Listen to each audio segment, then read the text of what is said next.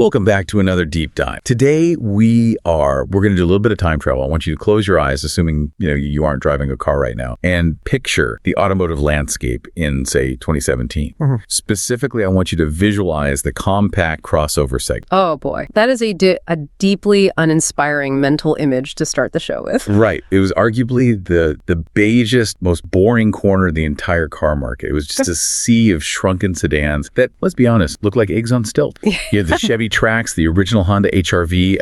Everyone was playing it so safe. It felt like the manufacturers were all just copying each other's homework. It was definitely a race to the bottom of the generic barrel. I mean, the priority back then was purely functional. You had ride height and cargo space, sure, but personality, that was completely absent. It was appliance engineering at its peak. You bought one because you needed to get to work, not because you wanted to, look back at it when you parked. Yeah. Exactly. It was the era of the invisible car. And then just out of nowhere, Hyundai drops this weird, funky little thing called the Kona. And the industry just didn't know what to do with it. So today, we're not just talking about a used car review. We're talking about a masterclass in corporate risk-taking. We're going to look at how this one weird little vehicle forced giants like Honda and Toyota to completely rethink their strategy. It's a fascinating case study in disruption, really. And before we get into the nuts and bolts of the design, which is controversial, and I have some thoughts on that, I think it's important to state the mission here. We're looking at how a brand known for value decided to stop being invisible. I love that framing. Yeah. And hey, before we fully jump in, if you enjoy these deep dives where we untack the business and the engineering stories behind the products you see every day, please do us a huge favor and subscribe to the channel right now. It really helps us keep the lights on and the research coming. Yes, please do. It makes a massive difference for us, and it helps the algorithm find other curious people like you. Okay, so let's unpack this. 2017, the Hyundai Kona launches. The first thing that hit everyone was the face. The face. Or, as many critics and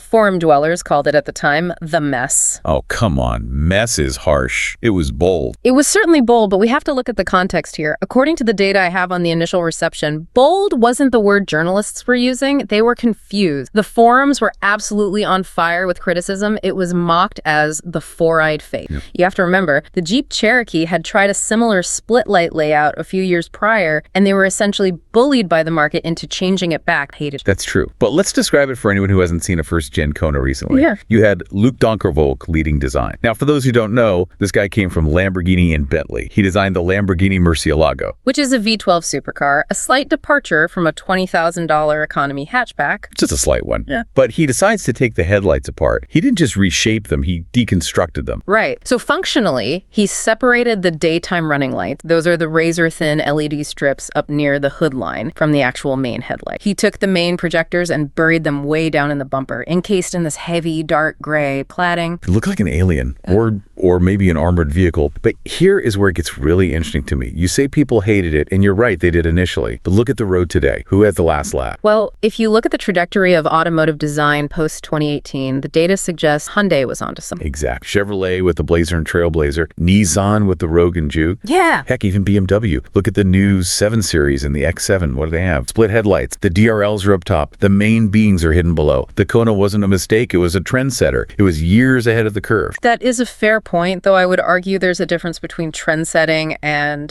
normalizing a polarizing feature. But I will grant you this. It broke the visual bulk. By moving the lights down, the eyes of the car appeared higher, making it look more aggressive and less like a minivan. It was a massive gamble for a brand that was mostly known for value, not avant-garde styling. They risked alienating their core conservative buyers. And it wasn't just the look. It drove better than it had any right to. I remember driving one of the early turbo models and thinking, wait, this is a tall hatchback. Why does it feel so planted? It didn't lean in corners like the other eggs on stilt. Well, there is a very specific engineering reason for that, and this is something a lot of people overlook about Hyundai because they get distracted by the styling. It comes down to vertical integration. Okay, bring it down. According to the data I have regarding the chassis development, the platform for that first generation Kona used nearly 52% advanced high-strength steel. Now, usually high-strength steel is just a marketing buzzword you see in a brochure, but why does that matter specifically for Hyundai? Because they don't just buy the steel from a supplier. Correct. Hyundai is unique in the global auto industry because they own their own steel plant, Hyundai Steel. They are the only major automaker that makes their own metal from molten iron to finished sheet. That is a serious flex. We don't just bake the cake, we grow the wheat. It is a massive flex, functionally. It means they can develop their own alloys to specific variances without paying a middleman premium. They were flexing their metallurgical muscles. This allowed them to make a chassis that was incredibly rigid, still light. And for the listener, why does a rigid chassis matter if you're just driving to the grocery grocery store. Think of the car's frame like a human skeleton. If the skeleton is flimsy or flexes when you move, the muscles, your suspension, have to work overtime to keep things stable. If the skeleton is rock solid, you can tune the suspension more precise. That's why the Kona didn't handle like a wet sponge, which was the standard for small crossovers back then. It gave the engineers a better canvas to work. So they control the supply chain right down to the molten metal. That explains the ride quality. But let's shift gears to the vibe of the car, the branding, because the name Kona wasn't just pulled out of a hat. No, it follows a deliberate pattern. Tucson, Santa Fe, Veracruz. Hyundai loves naming their SUVs after travel destinations. Kona is, of course, a district on the Big Island of Hawaii, Which immediately triggers a specific association in the brain. You think of beaches, volcanoes, surfing, coffee. Precisely. The marketing was very specific. They weren't selling a commuter car, they were selling an active life. The commercial probably showed people kayaking or climbing a mountain with a surfboard on the roof rather than, sitting in traffic. Even if, let's be real, the furthest most owners would ever go is the Target parking lot or the drive-through line. Oh, absolutely. Statistically, these cars rarely leave the pavement, but that's the aspirational nature of car buying. You aren't buying the car for the commute you have. You're buying it for the person you could be on the week. Speaking of things you could be,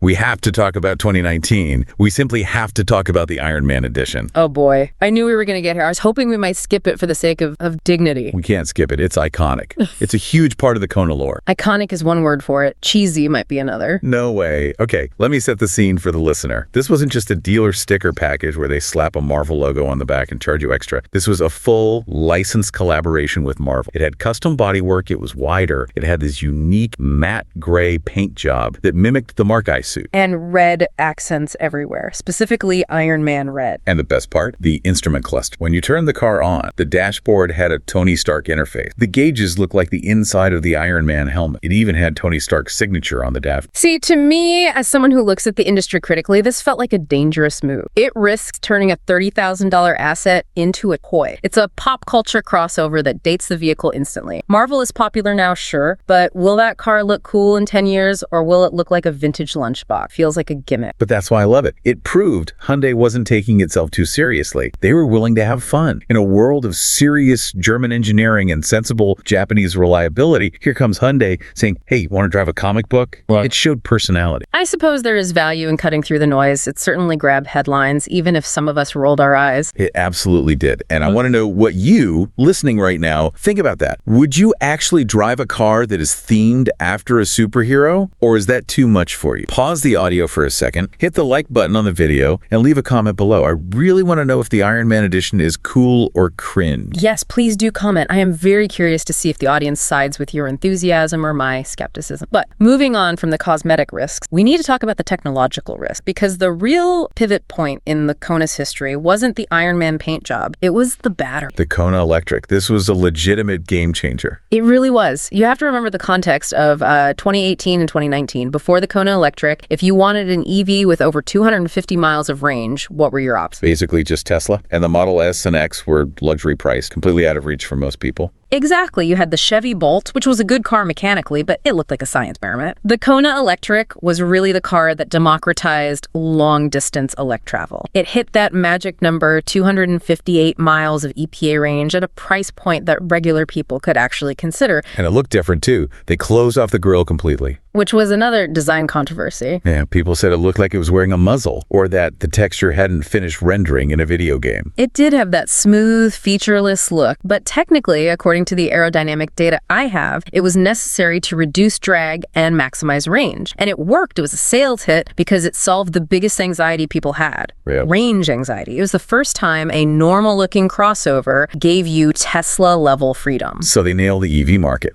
Then, in 2021, they do a facelift. They smooth out the front. They get rid of that fake vent everyone called the nostril. Thank goodness for that. But then they did something completely insane. The Kona N. The full fat N, not the N line, which is just appearance, the real deal. This is where I have to put my critical hat back on and ask, who asked for this? Nobody. That's the beauty of it. Let's look in the specs. They took the 2.0-liter turbo engine from the Veloster N, a legitimate hot hatch engine, and shoved it into a compact crossover. 276 horsepower, massive brakes, an electronic limited slip differential. And the noise. Yeah. The exhaust. It popped and banged like a rally car. You could hear it coming from blocks away. It even had that red button on the steering wheel, the N grin shift button that gave you a boost of power for 20 seconds. It was ridiculous. Scientifically, it makes no sense. A crossover has a higher center of gravity. It shouldn't be a track car. Physics dictates that it should lean and understeer. It is a car trying to be something it isn't. But according to the data I have from performance tests and even my own experience behind the wheel, the chassis, that high-strength steel we talked about earlier, was actually stiff enough to handle the power, and the suspension tuning was aggressive. Perhaps too aggressive for the street, actually. It rode very harshly. It was stiff, yeah. But everyone loved it once they drove it. It was a riot. It was. It proved that Hyundai could take a grocery getter and turn it into a legitimate performance vehicle. It was a flex. But brings us to the present day and the second generation, the 2024 model. This is where the story shifts again. And I think this is the most aha moment of the whole timeline. I agree. Usually in the auto industry, history tells us that you design a gas car first. You build the engine bay, the transmission tunnel, the gas tank area. And then if you want an electric version, you figure out how to stuff batteries into the spaces where the gas parts to be. It's a compromise. Right. It's retrofitting. You end up with weird humps in the floor or a smaller trunk. Exactly. But for the new Kona, Hyundai flipped the script. They designed it as an EV. So the electric architecture was the priority. Yes. They designed the platform, the K3 platform, optimized for batteries and motors, a flat floor, optimized wheelbase, and then they adapted it to fit gas engines later for the hybrid and ICE. And you can see that in the design, right? It looks like a spaceship. It looks like the Staria van or the Ioniq 5. You can. That seamless horizon light bar, that pixelated futuristic strip that runs across the entire front hood, that is pure sci-fi. It's a signature look now. But the benefits of EV first are also practical. Because they didn't have to design around a transmission tunnel first, you get things like a completely flat floor in the rear. Which is huge for comfort. If you're the passenger in the middle seat, you aren't straddling a hump. And it's grown. It's nearly 6 inches longer than the old one. That was the biggest complaint about the first one, right? The back seat was tiny. It was very tight. If you were a tall adult, you didn't want to be back there for more than 10 minutes.